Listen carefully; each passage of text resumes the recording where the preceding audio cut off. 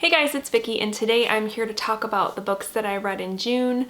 But before I get into my wrap-up, I just wanted to send a heartfelt thank you to all of you that sent me messages, and I even got a care package from the BookTube community in regards to my mom, losing my mom. She passed on June 17th, and I don't really want to share her health struggles just because I don't know, I feel like it's kind of personal, and I just don't feel like sharing it with the internet. But what I will say is she was in a pretty steady decline since October. She had been in and out of the hospital, and in the end, especially in the last couple of months, her quality of life was just not good. So when she did pass, it was one of those things where it felt kind of like a relief because she wasn't suffering or in pain anymore. So, and it was one of those things that because her health had been declining, I was already sort of mentally preparing. So when she passed, it wasn't a big shock to me. I mean, that didn't make it any easier, but it sort of did, and I was able to hold her hand, say goodbye, tell her I love her, which I know a lot of people don't get to do when they lose a loved one. And I think that also really helped me process it. So, but yeah, the last couple weeks have been tough, have been an adjustment. Just being in this world without your mom is weird, but I know she's at peace, and that's comforting. So again, thank you so much to everybody who reached out. It meant a lot to me, and I love you guys, so thank you. Okay, so despite the craziness that was June, I actually had my best reading month yet, which I don't even know how that happened, but I had my most books read in a month all year. I read 7 books, and I had 2 5-star reads. And my average rating was a 4.0, which also has not happened yet this year. So despite the things that were going on, I had a good reading month. So I'm excited to talk about the books that I read. So let's dive in.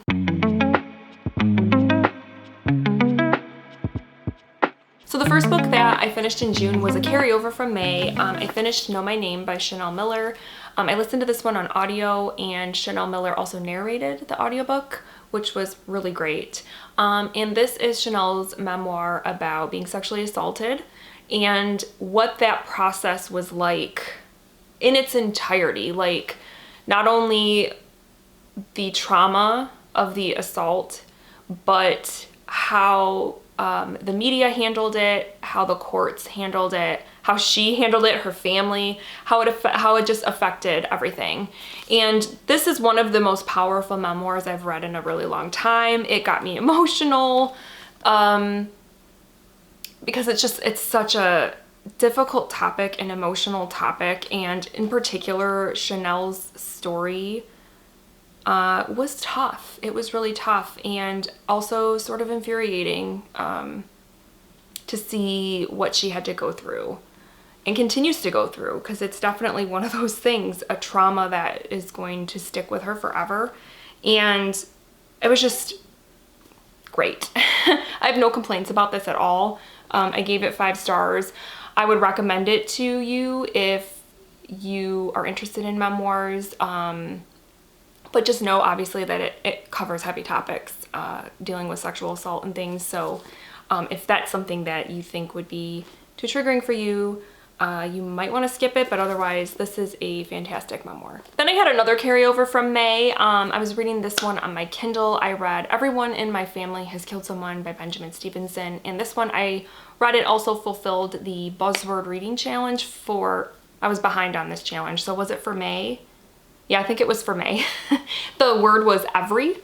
So this is actually the first in a series. The second book is out, and then the third book is coming out around, well, I don't know if it comes out around Christmas time, but it's centered around Christmas. So I've already purchased the second book on my Kindle, and I'm probably gonna read the Christmas one too, because why not?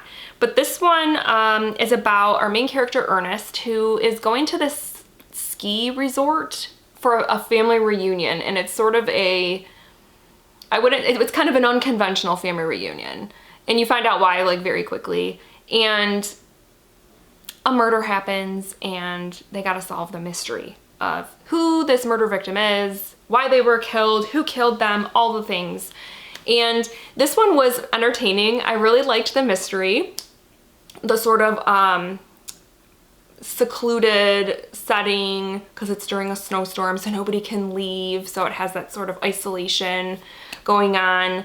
I liked Ernest as a narrator because he is often addressing the reader and kind of acknowledging that this is like a murder mystery book, and like this is what you would do in a murder mystery, or this is what you shouldn't do, and this and that. So he's always addressing the reader, and I thought that was really fun.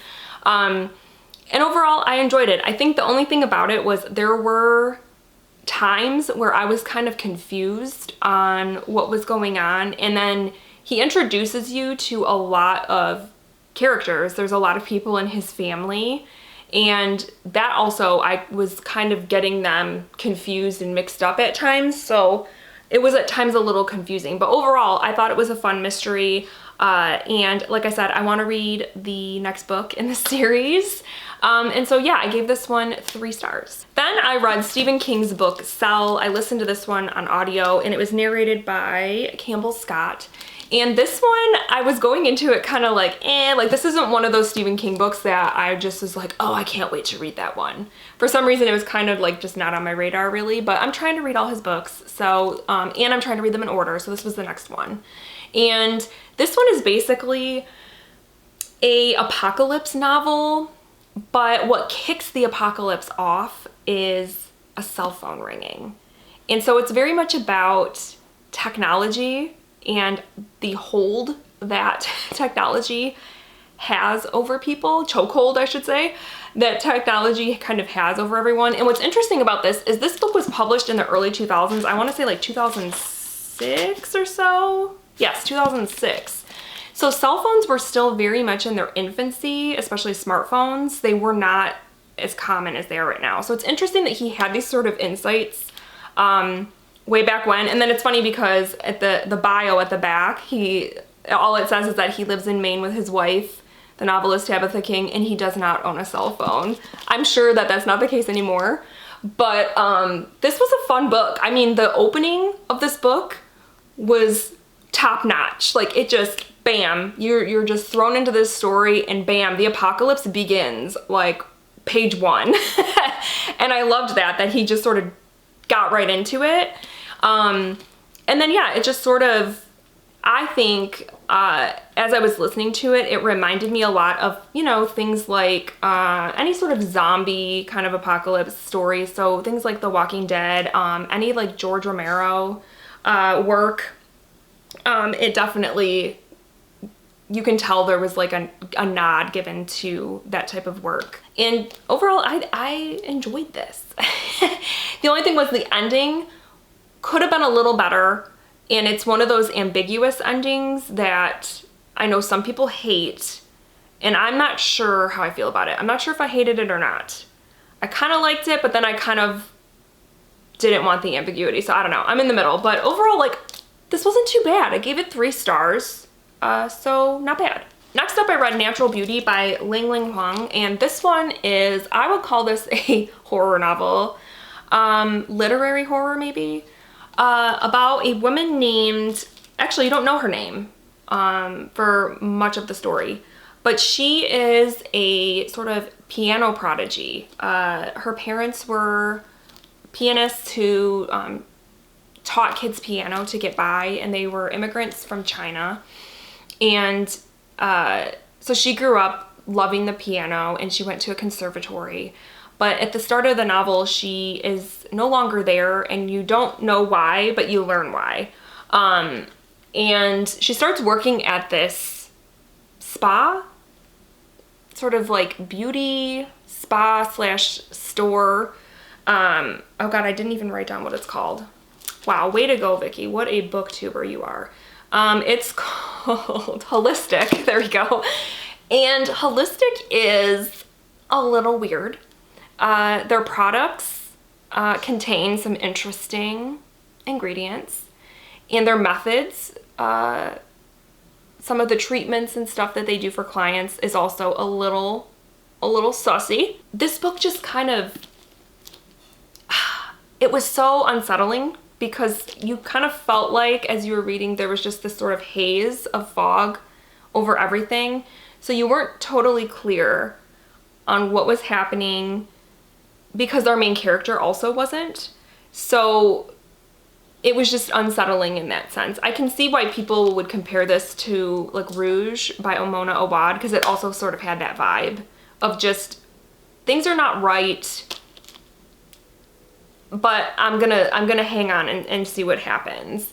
I think I enjoyed this one more than Rouge, even though, like I said, there were parts where you kind of felt like you were in the fog, you felt a little confused, and what, you know, I wasn't really sure what was going on sometimes, but I really loved the writing, and I actually really loved how she brought the piano aspect into the book too.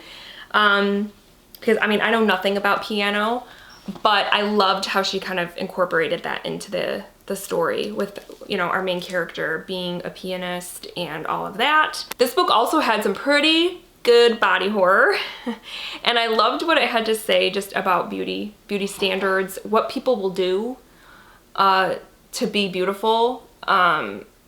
Yeah, so it was good. It was weird. It's what I was looking for. I went into it knowing like this is gonna be weird, and I liked it, and I gave it 4 stars. Then I read a nonfiction book called As Long as Grass Grows: The Indigenous Fight for Environmental Justice from Colonization to Standing Rock by Dina, I don't know how to say this exactly, Gilio Whitaker.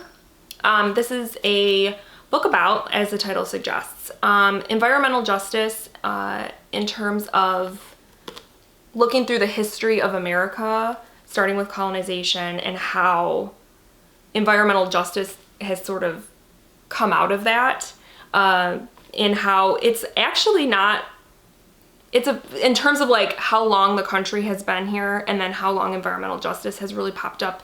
It's a fairly recent thing in terms of legislation and things like that. And it was a good, I think, starting off point for the topic. It's very short, it's under 200 pages, but I think that the author really packed in a lot of information in those pages and really gave you sort of a quick kind of history of environmental impact on Indigenous people.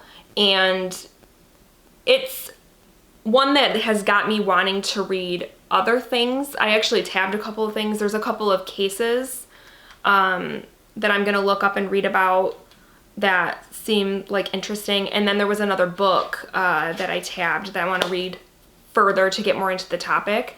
But yeah, this is a book that is very informative for being so short.